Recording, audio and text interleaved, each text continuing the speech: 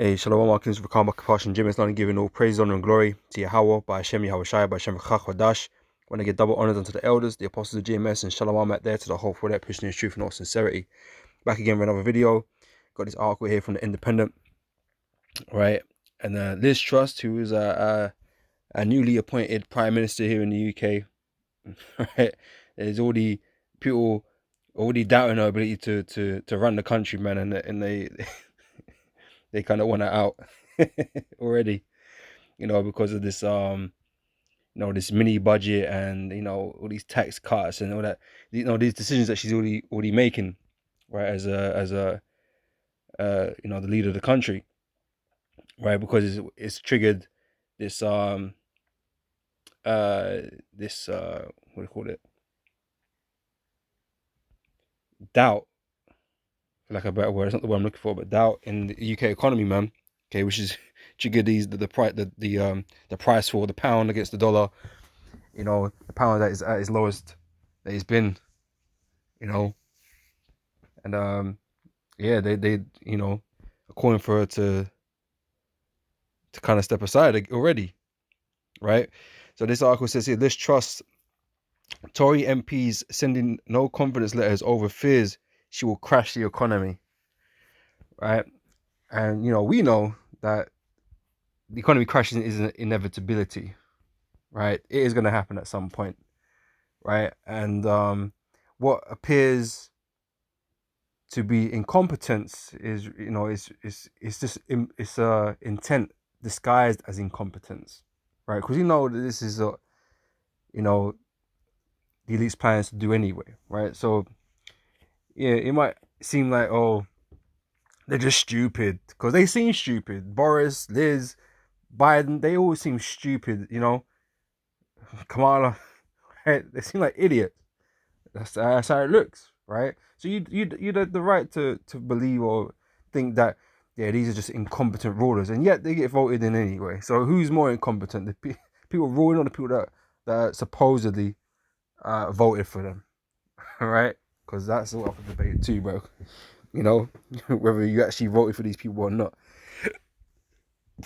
But it's a disguise. But even still, right? Her own government, her own Tories, okay, they're all in disarray right now, man. And and that fits into the scriptures, man. Okay, which I'm gonna grab in a second, right? Let me read some of this. Oh, here's a little quote. It says, Liz is effed, yeah, screwed. It says former minister in Boris Johnson's government, right? Because they don't, even though they voted it, because the Tories, they all took a vote who should lead the party, and she got the majority of the votes. So they're the ones that put her there in the first place. But now all of a sudden, it's probably the guys that didn't vote for her probably anyway. But obviously the decisions that she's making is having a detrimental effect to the British economy, right? So some Conservative MPs have already sent letters of no confidence in Liz Truss's leadership over fear she will crash the economy, a former minister has claimed. Top economists, currency markets, opposition parties, and some Tory MPs have reacted with dismay to the Prime Minister and Chancellor Kwasi Kwarteng's borrowing fueled tax cut spree. Right, so all the markets, they've gone crazy, right? And the pound is as plunged, okay, in its value, because of these decisions that they are making, right? It says Liz is screwed. She is taking on markets and the Bank of England, the MP told the broadcaster, saying she and Treasury ministers were playing A-level economics with people's lives. I'm assuming A-level economics is low-level economics in the scheme of things. I don't know, man. Says the ex-minister added they are already putting letters in as think in. Okay, that's not written correctly, but putting letters in as we think she will crash the economy, right? She may just, and it'll be fit into prophecy, man. Because like I said, it's gonna happen eventually, right? And the sooner the better. But the world is on like a knife edge right now. Nothing's looking good for none of these countries, man. They could all crash. Well, they will all crash. But I'm saying that now could be the time that it happens, man, because it's quite the possibility, man. You know, these nations are all in a bad way. Okay, given everything that's going on in the world right now. Okay, so yeah, it may just well be this time, man. You know, says the tax cuts don't matter as all noise anyway. Okay, so mainly reversing back to status quo this year. The issue is government fiscal policy is opposite to Bank of England monetary policy, so they are fighting each other. Quasi gives the bank what Quasi gives, the bank takes away. You cannot have monetary policy and fiscal policy at loggerheads, right? There's division, okay, is what I'm getting to, right? There's division amongst these leaders, right? Against these, there's divisions amongst nations, divisions against the people. There's all these divisions, all these fissures, these fractures, okay, that are emanating throughout the earth, man, right? And it all, like I said, all fits in to prophecy, the downfall of this kingdom, okay, of Esau's kingdom. So the Tory MP Mel Stride, chair of the Treasury Select Committee, has suggested that Mr. Kwarteng had been wrong to signal further tax cuts on Sunday amid the dramatic decline in the value of the pound. One thing is for sure, it would be wise to take stock of how, through time, the markets weigh up recent economic announcements rather than immediately signaling more of the same in the near term. The pound plummeted to its lowest level against the dollar since decimalization in 1971, falling more than 4%. It regained some ground to a 20-year low of $1.05 before recovering further to $1, right? Just after 10 a.m. this morning. Right, so things are not looking good. Right, they're calling for to basically for a revote.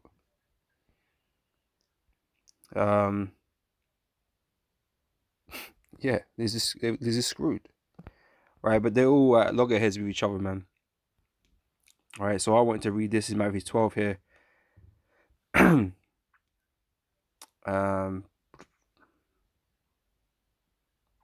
Just start from verse 25 here, right? It says, and Yahushua knew their thoughts and said unto them, every kingdom divided against itself is brought to desolation.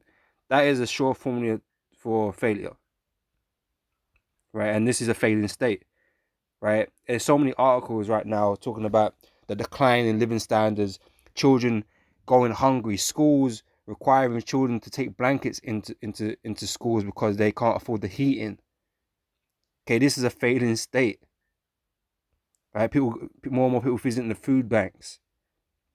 More and more people can't afford the electric and the gas because it's gone up. Mortgages, defaults. This is a failing state. Okay, a failing country. Right. So, and this, like I said, this is the sure formula for that, man. It's divided. Everything that these governments, these leaders are doing are against what's really required for us, for success, right? Because one, they don't worship Yahweh Hashem Yahushai, right? They're doing all kind of manner of wickedness in the earth, right? So all these places are doomed to fail eventually because it's built upon wickedness, right? And it doesn't matter what they do. The scriptures say there is no balm, right, for Babylon to be healed, right? Beginning with America, right? There's nothing that can reverse these effects that are taking place. As much as these politicians trying to give you some sort of belief in the fact that they can turn it around, we could turn it around. You just need to do these things, because it's gonna come at sacrifice, right? And it's gonna come at your sacrifice, because obviously these leaders, these elites, they ain't gonna be sacrificing shit. They're all right, but you people are gonna have to do the heavy lifting as usual, right? To turn it around. But that turnaround will never actually come. Okay, you're just gonna oppress yourselves more and more from these oppressive decisions that they're making. Climate change, oh yeah, you gotta do this, you gotta do that. Oh, don't use the cars. Get rid of your petrol cars, get an electric car, and use a bicycle. Your living standards are dropping like crazy. Your money's being devalued, your energy prices are going up. Okay, your food is getting the quality of the food is going down. You know, the amount of food you can get for the same money is going down, shrinkflation. All of it is just going tits up for people, man. And Esau's out here grabbing all the resources, man. You know, man are defaulting on the mortgages. They're buying up the houses. You know what I'm saying? You can't own shit, and that's what the WEF are moving at. You know, moving towards. That's the opera. What's they call that? Opera. Operatus Monday or whatever they call that, man. You know, that's their program, the agenda, right?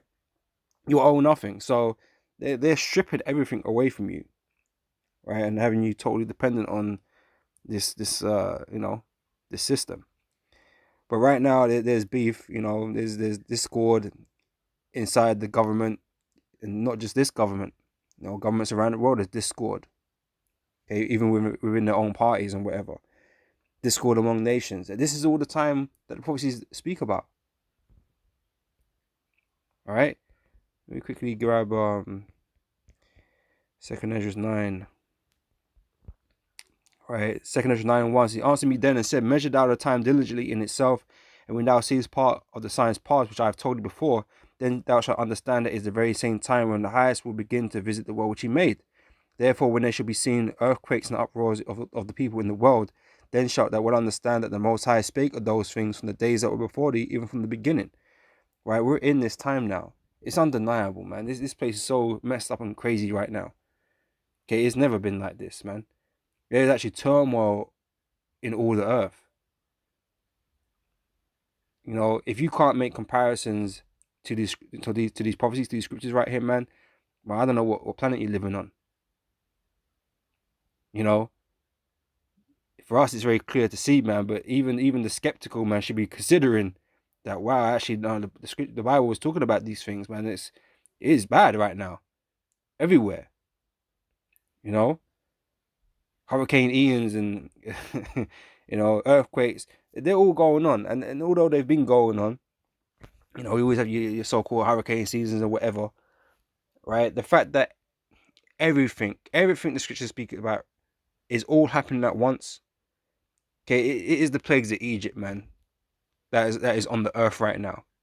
Okay, working overtime, man. The angels are working overtime, you know, putting off all these judgments, man. Okay, destroying everything, breaking things down until the day of the Lord, until Yahushua returns and finishes this place. You know, it's all coming to that moment, right?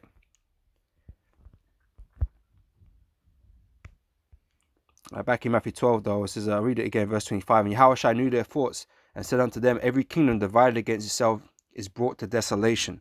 Okay, that is the inevitable end, right? And every city or house divided against itself shall not stand. All right, and if Satan casts out Satan, he is divided against himself, right? If they're all fighting against each other, what would you expect to happen? Like, oh yeah, they're gonna be able to build and make things better? No, that's not what's gonna happen. The opposite is gonna occur.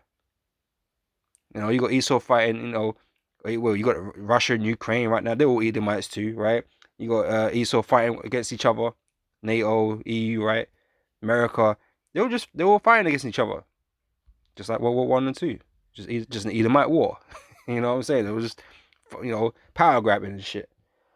Yeah, it can't stand. Okay, this kingdom can't stand any you know, much longer, man. Right? It says, if Satan casts out Satan, he is divided against himself. How shall then his kingdom stand? All right. So this place is doomed. Again, it's all been written about. It's been written about a long time ago, right? And then now all these prophecies are manifesting. All right.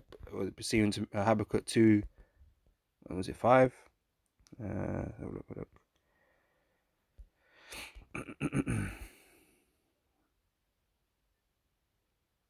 No, up a bit. All right. Oh, what I was actually thinking of was back in Second Ezra 9, but this is saying sort of thing, right? Habakkuk 2 and 3 says, for the vision is yet for an appointed time.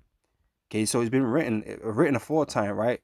That's why it's a prophecy. Prophecy means to say before, right? So it's something that was written down long before the event took place, because we're talking about the last days here. And we're talking about scriptures that are thousands of years old that speak about the last days. Okay, and what would be happening, right? So it says, for the vision is yet for an appointed time, but at the end it shall speak, meaning it shall come to pass, it shall manifest. Okay, and that's what the word manifest is used in 2 Esdras 9, right? That all these things are manifesting, right? So that then it shall speak and not lie, though it tarry, wait for it, because it will surely come, it will not tarry. Okay, it's here. It's here, right? Here Daniel chapter 2 verse 40 says, for the fourth kingdom, okay, which represents the Roman Empire, right? The legs of iron, okay, in the prophecy of the dream that Daniel had, okay, about the kingdoms of the earth, the ruling empires on the earth, right? The iron represents Rome, right? So the fourth kingdom shall be as strong as iron, for as much as iron breaketh in pieces and subdueth all things, and as iron that breaketh all these things shall it break in pieces and bruise, right? And that's the legs made of iron. Now down at the feet, right? Verse 41 says, whereas thou sawest the feet and toes, part of potter's clay and part of iron, the residue of Rome is still here, i.e. the Edomites are in power, okay, and they have great military might, okay, but it's not the same as it once was. It's not as cohesive or as strong as it used to be overall, right? Because we know Rome fell, these Edomites came out of power, okay, and we went into something what Esau likes to call the Dark Ages, because he weren't in power, right? He was shut up in the Caucasus, right? And he came back. His resurgence was, during the 1400s, okay, which they call the Renaissance period. And he came back into power, and he's been in power since, right? Started conquering other lands, got up in Britain and America, and did all these things, conquering all these lands, right? And reestablished himself in the world as and it's his empire. It's his empire again. Don't make no mistakes about it. It's, the Anglo-American Empire, but it's not the same as it was, right? And this is what goes in to say, right? So whereas thou sawest the feet and toes of potter's clay and part of iron, the kingdom shall be divided, right? But there shall be in it of the strength of the iron, because militarily Esau's still mighty. He got all the weapons, man. Okay, that's his blessing. He got all the weapons, right? And the missiles, the nukes, right? He is strong. Okay, he got America, army, NATO, right? He got the most powerful military on the earth, right? And that's why none of these other countries are really able to stand against him. Okay, Russia and that, they can fend themselves off, but really, Russia kind of getting bullied in a way, because all that talk about not encroaching on Russia's territory with these other nations around about it, they still did it, and Russia for a long time hasn't been able to do nothing about it, or wasn't prepared to do nothing about it. But now they're kind of forced in a situation where they have to, so they're standing up for themselves now. But really, Esau's been that side of Esau's been doing what the fuck he want to do, regardless of any agreements, as we all well know that he don't keep to anyway. But yeah, so this Rome Part 2, okay, the head that was wounded, okay, and has been revived, okay, that's why the iron still exists even in the feet, right? But it's just not the same, right? So it goes into this. So the kingdom shall be divided, but there shall be in it of the strength of the iron, the military, for as much as thou sawest the iron mixed with miry clay. It says, and as the toes of the feet were part of iron and part of clay, so the kingdom shall be partly strong and partly broken. Okay, we got weaker points of this empire. Okay, we got a thing called the Pigs Nations, which is Portugal, Italy, Ireland, Greece, and Spain. Right, economically they're not doing so good, and militarily they're not that strong anymore. I know you used to have the Spanish armadas and all that type of stuff, but that was yesteryear. They're not in that position anymore, right? So we got weaker aspects to Esau's kingdom, right? And this creates a divide, because really, they're.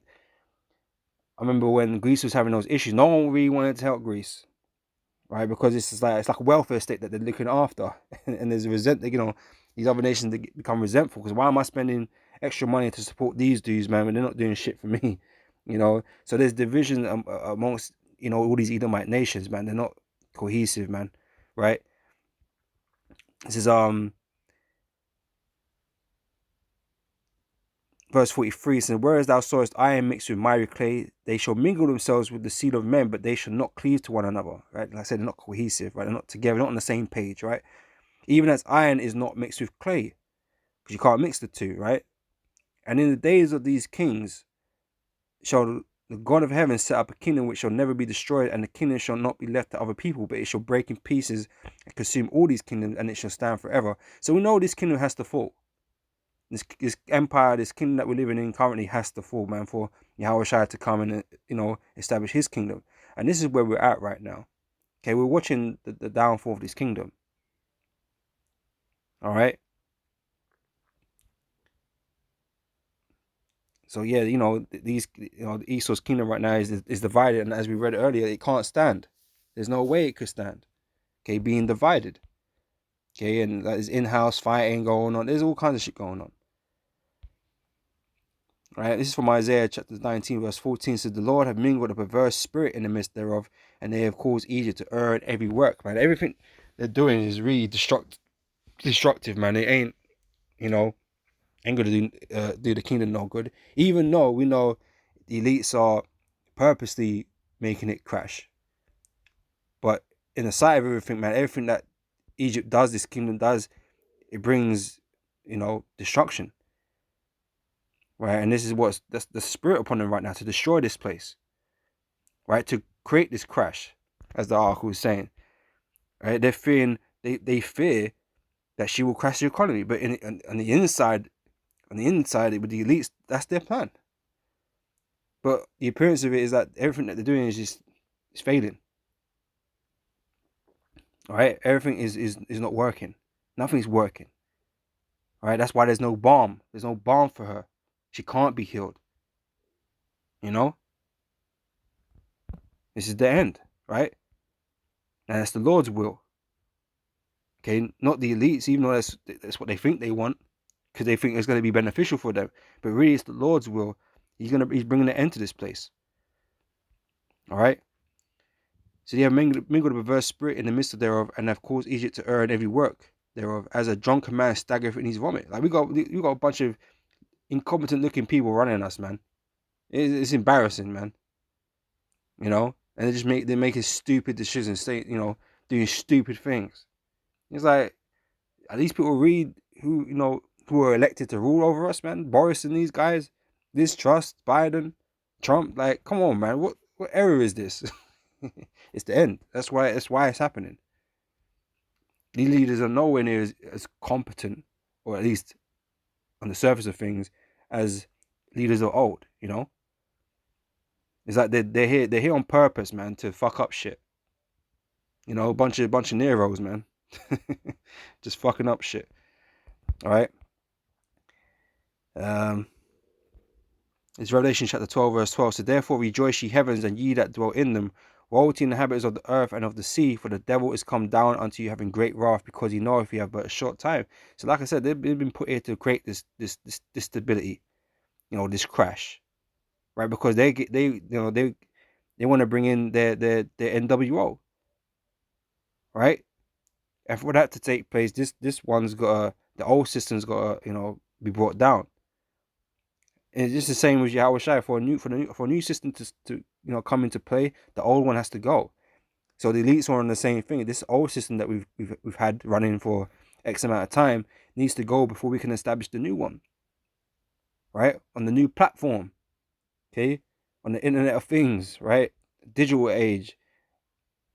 Okay, where they're gonna be able to control everything. Right? So this is all planned, and they're rushing to complete it. Okay, not knowing that they're not gonna fulfill their endeavors. Right? But this place will be taken down. But the system of the NWO that's gonna get put in place after that is Yahushua and not theirs. Well, he racing that, he moving quick.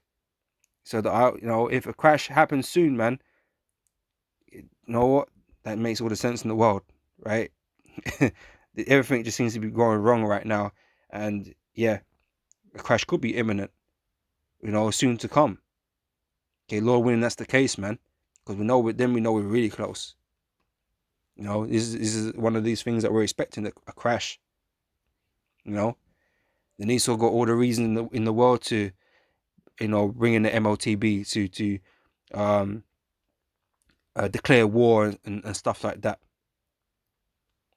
Right? Things are will move even quicker at that point when it happens. You know, because you damn sure believe that, you know, when a crash happens, that these elites, they're gonna move in like fucking lightning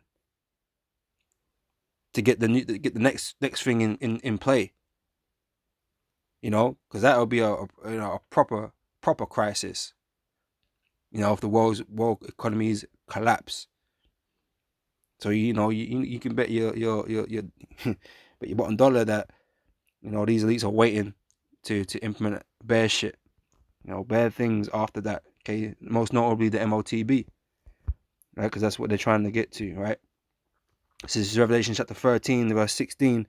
And he calls it all, both small and great, rich and poor, free and bond, to receive a mark in their right hand or in their foreheads. Okay, so this is where they're rushing to, right? And that no man might buy or sell, save he that had the mark or the name of the beast or the number of his name. All right, so like I said, this is the plans, man, where they're moving to, and you know, a crash will come, and it will come soon. You know, so whether or not, you know, this is the, you know, one of the leaders that are gonna do that, you know, we'll see, man, because it just, well, I'm gonna say, like, how could you believe that your actions is gonna do any good, given the current state of affairs right now? You know, like I say, it looks like incompetency, man, but it's just intent disguised as incompetency, man. They're doing it on purpose. You know, because no one could be that incompetent, surely. These are meant to be highly educated people, and yet they make the most schoolboy errors. You know, so you know, it makes you think, man. Makes to wonder, like, what the hell is going on? You know, but it's all coming soon, man. So regardless of, I mean, I heard they were what was it? I know the Bank of England announced some measures.